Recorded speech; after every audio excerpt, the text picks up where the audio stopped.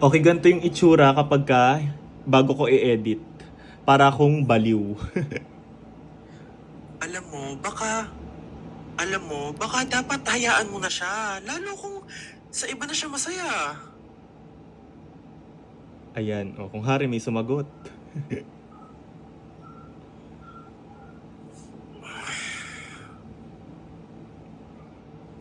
Ayan, tapos yung isa namang Siya character. masaya, ako malungkot? Hindi pwede. Hindi pwede. Nangako siya, tuparin niya. Kung di niya kahit tuparin, di rin siya magiging masaya. Bahala sila. Huh. Hindi. Hindi.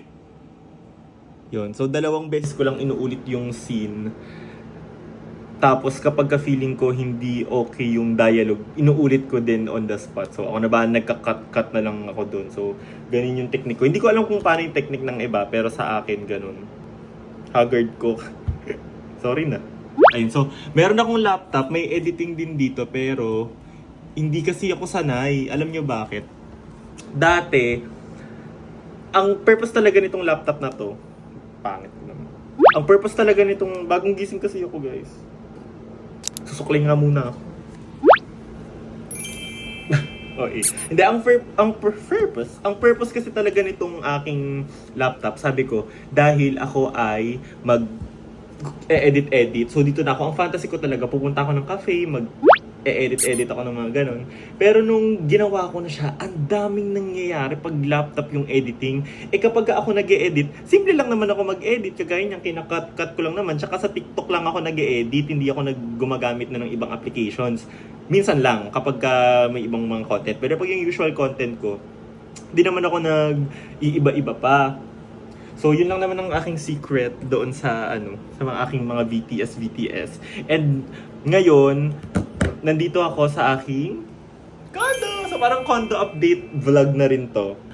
Ilang weeks na ba ako dito? 2 weeks pa lang ata or magto 2 weeks pa lang. So, malapit na kayo magbabay doon sa aking usual background kasi mag-iiba na ang aking background. So, ano bang itsura niya? Secret pa, pero malapit ko nang i-post kung ano ba. At saka, ang setup ko talaga, sabi ko, kung ano yung content ko dati, yung background ko, gusto ko medyo ganun pa rin yung feeling.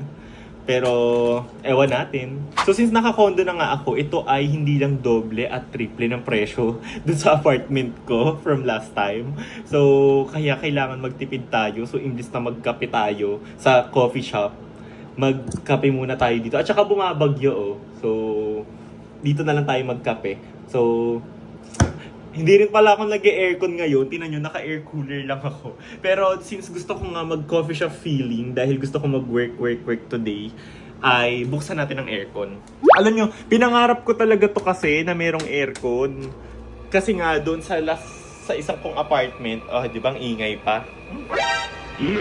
Sa apartment ko, hindi pwede ang may aircon. So, doon ako nasad. So, kinailangan ko talaga na maghanap ng place na merong aircon. So, ayan. So, samahan nyo na lang muna ako. Ito ang aking living alone vlog. Wow. Okay. So, sa mga nagtatanong kung ano ba ang work ko, marami kasi nagtatanong yan kung anong work ko di, eto na, nagko-content na. Wala po akong ibang trabaho Wala akong ibang trabaho, wala akong ibang pinagkakakitaan, kundi mag-social media lang. So maraming salamat sa mga broken-hearted. Kayo ang dahilan kung bakit kumikita. Joke lang. O hindi. Wala rin pala ako. Hindi ko nadaling electric kettle ko. So, multipurpose cooker ang aking ngayon. Init ng tubig. Dati nung bata ako, kapag may grocery kami, mabilis maubos. Wala pang 3 araw, ubos na. Pero ngayon, parang ang last na grocery ko pa ay last 2 months ago at ang mga kape ko dito ay hindi pa nagalaw. So ngayon, gagalawin na natin siya. Parang naman makapagkape naman ako. Kasi lagi ako nagkakape nga sa labas nga Alam nyo ang perks kapag nakatira ka sa murang apartment, marami kang extra na money. So, yung imbis na pambayad mo ng rent, pambabayad mo siya ng mga panggala mo, pangkain mo sa labas. So, ngayon hindi ko na yata siya magagawa. Hindi. Gagawin natin ang best natin, sisipagan natin. At saka for context lang, no, para hindi kayo naman mag-alala sa akin.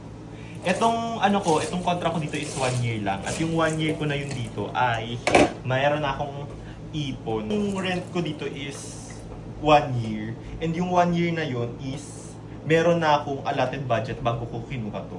So hindi ako yung wala akong ang pambayad ko lang is for this month lang tapos kinuha ko na hindi. Kinuha ko siya na meron na akong pambayad sa 1 year na upa nito.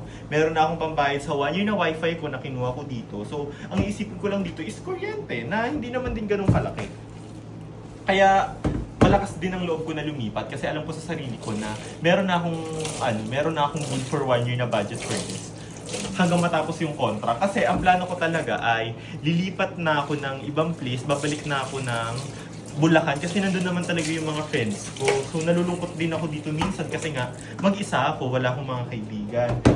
Oh, Sa Bulacan kasi talaga ako lumaki, so namimiss ko yung mga kaibigan ko doon. Kaya minsan lang din naman ako makauwi.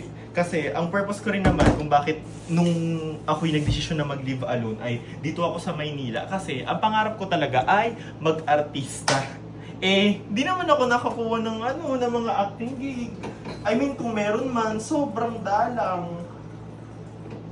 Di tayo pinalad sa pag-artista. So, hindi naman sa para sukuan na yung pangarap natin na yun. Pero, since hindi ko naman din kailangan nasa Maynila ako ng every day, every night, pwede na siguro yung luluwas-luwas ako. After this ng contract ko dito, babalik na lang ako doon.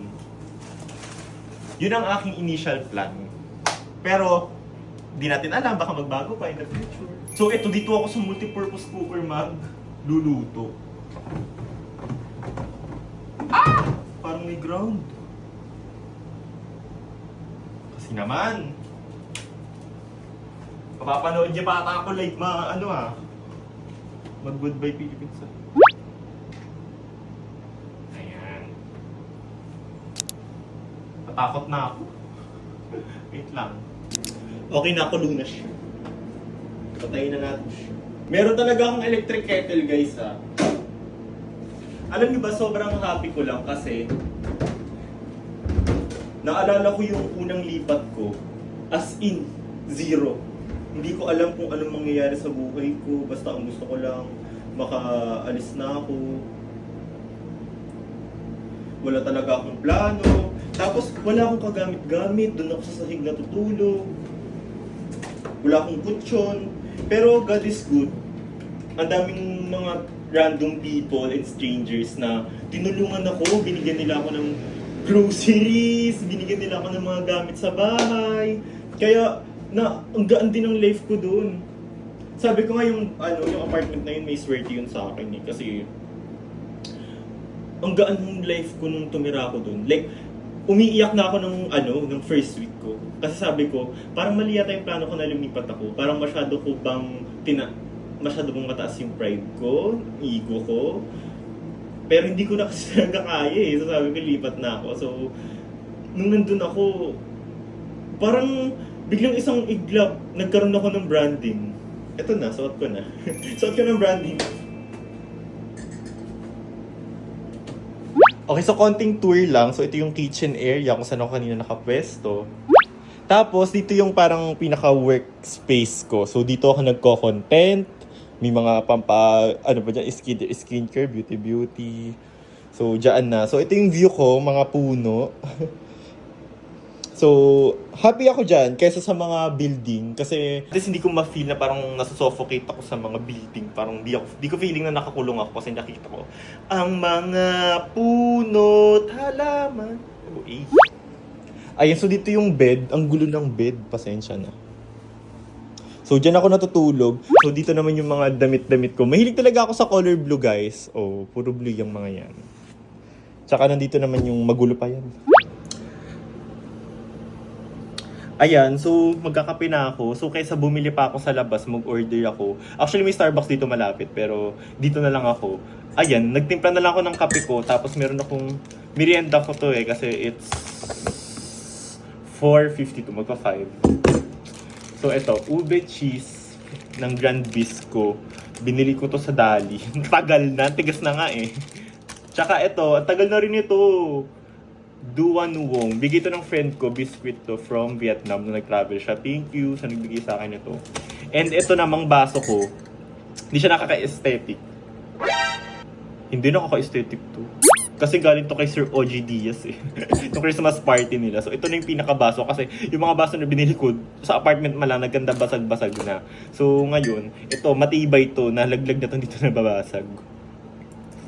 So kung meron pala kayong tanong about sa mga living alone, pwede nyo akong i-ask and baka yun ang baka hindi ko sagutin dyan.